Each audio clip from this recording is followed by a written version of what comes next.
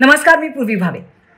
सरकार संपूर्ण शेतकरी कर्जमाफी करेल का? आज महाराष्ट्रासमोर हा सगळ्यात महत्त्वाचा मोठा प्रश्न आहे आणि तोच आमच्या 0 आवरचा सुद्धा पहिला प्रश्न आहे.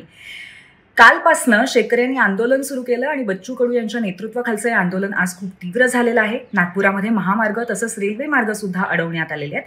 आता या पार्श्वभूमीवरती सरकारचं शिष्टमंडळ आज बच्चू कडूंना भेटणार आहे, परंतु त्यानंतर संपूर्ण कर्जमाफीची लेखी हमी ची जी मागणी आहे ती सरकार पूर्ण करू शकेल का आणि हे आंदोलन आजच संपेल का? आंदोलनाची कोंडी आजच फुटेल का?